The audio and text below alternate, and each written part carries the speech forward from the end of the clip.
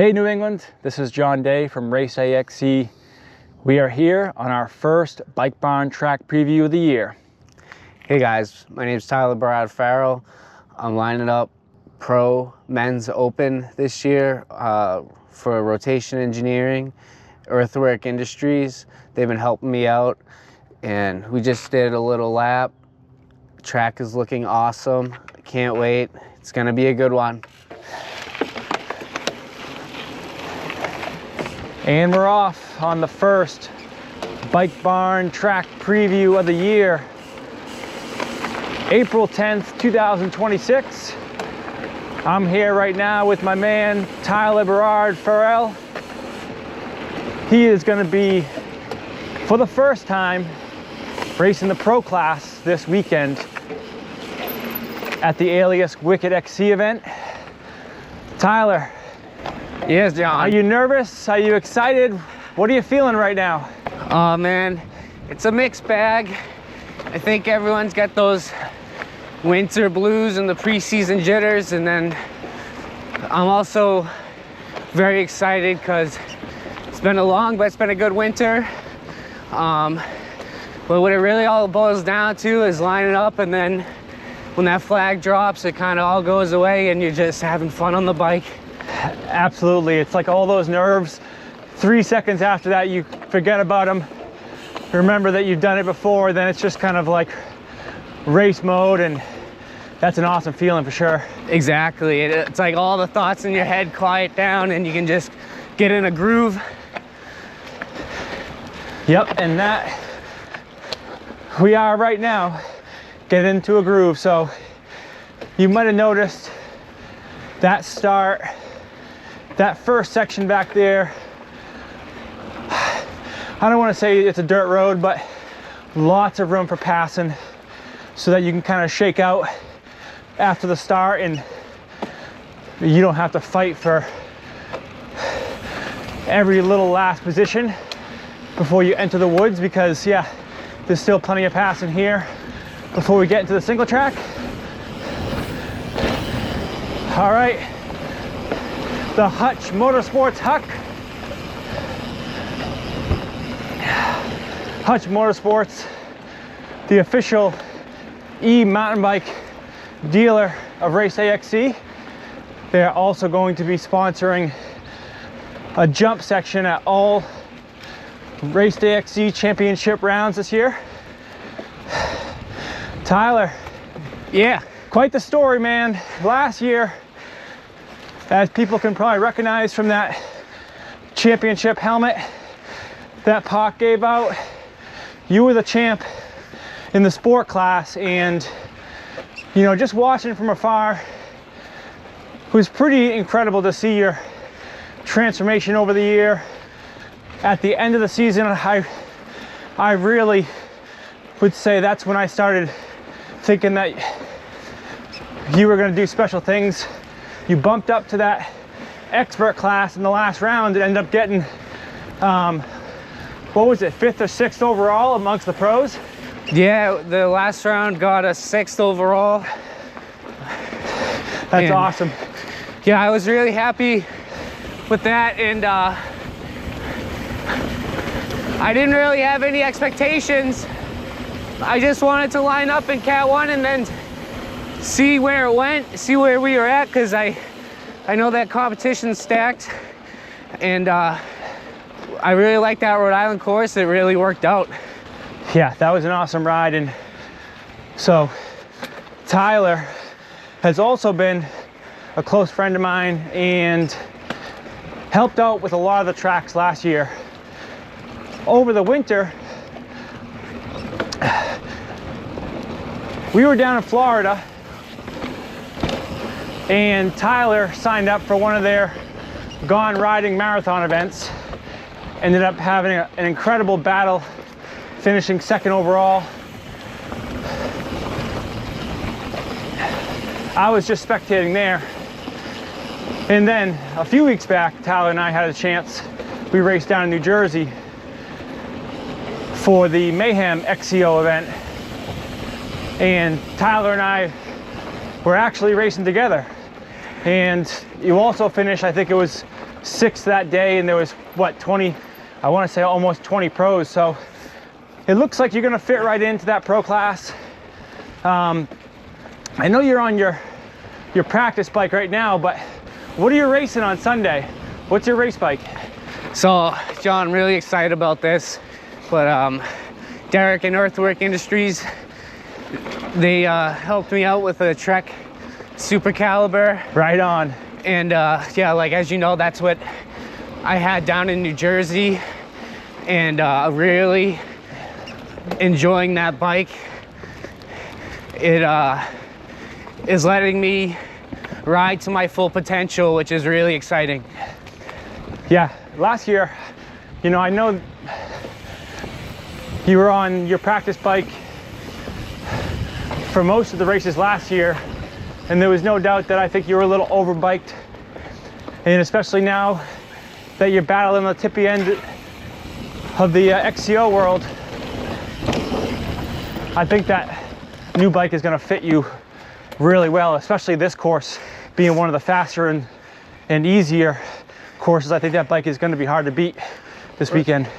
Right, I'm really excited. That's like exactly what I'm thinking right now. I'm just rolling through right now, looking at these lines and how firm and smooth this dirt is. It's going to be a highway, and where that Super Cal has just that 80 mil travel in the rear, I think it's going to be an advantage. A little option right there. Personally, I think going through the over or the up and over route is a little faster, but especially on that first lap, if you're in a bunch of traffic, that's a great spot to make a pass. Or if you're passing some lappers, that's also a great spot. So, as I mentioned before, we're here at the ALiAS Wicked XC event, a season opener. A little bit chilly today, but we'll take it. Last year at the season opener, we had 80 inches of snow and had to postpone. So it pretty much is picture perfect as far as conditions go for this weekend, and especially after a long winter with lots of snow and lots of indoor riding or cold, snowy outdoor riding. I think it's going to be welcomed by all. So pretty excited for that. Here, this is a cool little technical downhill.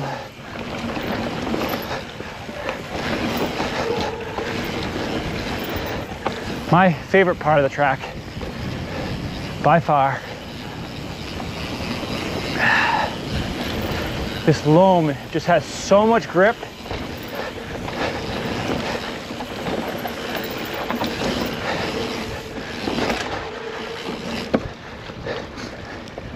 Last year, these sections were all brand new,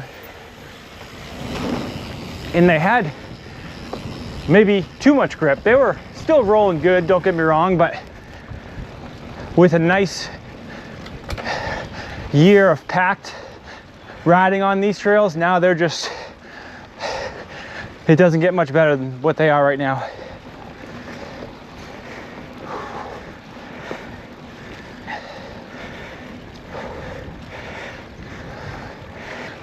Slight little uphill here.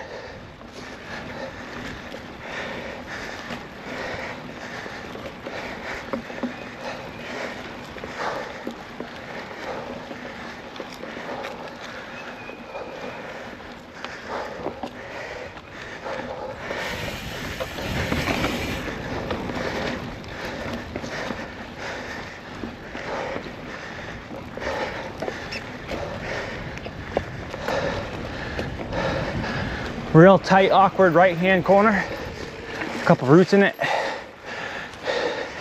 If you can, you want to shift down going into that corner, because then you're starting from nothing, going right back up.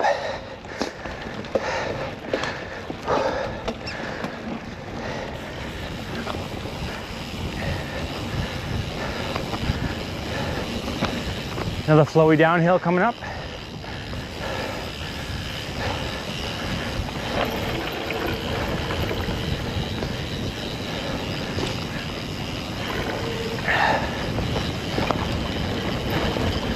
Whew.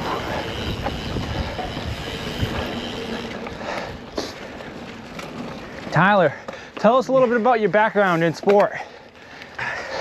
Yeah, John, so I grew up racing dirt bikes, and I did that probably for a good 10 years, and that slowly transitioned to mountain biking as more of just like a cross training, and then eventually it turned into the full-time passion of mine, and just been focusing on that ever since. So it's probably be like my 5th year of really focusing on mountain biking. And it started out with just riding local trails, and then went on towards more long distance stuff, but more on like the bike packing side. Okay. And then, like, as you know, last year with this series starting up, it made a lot of guys start focusing on the cross country. So that's what got me going towards this, was honestly this series. It was such an eye-opener. I had such a great time last year, and it was a no-brainer to keep doing it. I absolutely love it, man. Such a cool story. Unique in many ways, and then also there's a small subdivision of people here in New England who kind of have the same story, with coming from the motocross world and taking bikes a little bit more seriously. So super cool to see how far you come in a short amount of time. Cannondale Corridor, number 1.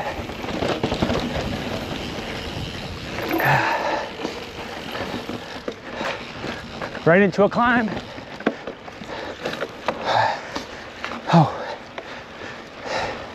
If there's one thing I've learned about Tyler's riding over the years, anything technical, he really shines. So if you're wondering why there's a quick gap that opened up going down that, that's why right there. He does not mess around, especially going down. This section right here is tricky. Off camber, a bit sandy. It's tough to tell right now because last year it was quite sandy leading up to the race. And by the time practice was over Saturday afternoon, all those trails were packed and flowing, and you kind of forgot about it. I'd imagine it's going to do the same thing. The single track, that's real packed and loamy and ready to roll, but this open stuff, curious to see if riders are on their toes all day or if that packs in during practice. So, man, that last little climb is not long, but it definitely hurts the legs. It's definitely punchy. The track's got some good little punches in it, and it keeps you on your toes. Like that rutted corner in the back, that tight one, yes, comes up really fast, and then like the climb right after it as well. Now last year, some of those looser flat corners, were you dropping the drop post on those, or were you just using skill, bike language? I would say that it was a mix of both, and I was getting my dropper at least halfway to all the way down. Okay, because I know that's a big question. There's not a lot of climbing, there's not a lot of rocks and roots, so a lot of people are thinking, you know, am I taking my dropper off? I know that's not a huge thing anymore. A lot of guys will just keep it on, but some people definitely still consider that stuff. So yeah, interesting to hear that you were still dropping down last year. Right, I noticed that on the tighter sections, just having the dropper a little lower kind of lowers the center of gravity on the bike, and you can kind of get into the corners a little easier than if it was all the way up. Amen. I really noticed that this winter when we were in Florida.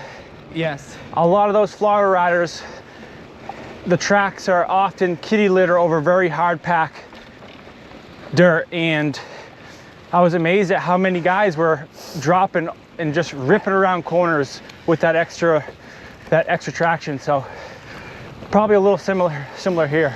It is a little similar because it is Southwick, it is sand. There's some corners that are firm, and there's others that like you just got to be a little mindful of. Yep. But I like how that's gonna spice things up, and it's just iconic to have sand here. Like, that's what this place is. Yeah. The legendary Southwick. Nice open section. Here we have our feed zone.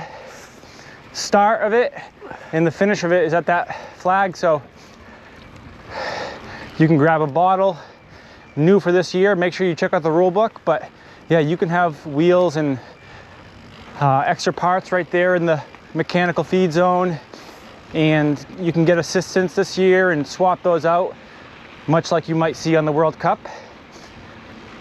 So there we have it, one full lap of the ALiAS Wicked XC event, and that is our Bike Barn track preview, round one.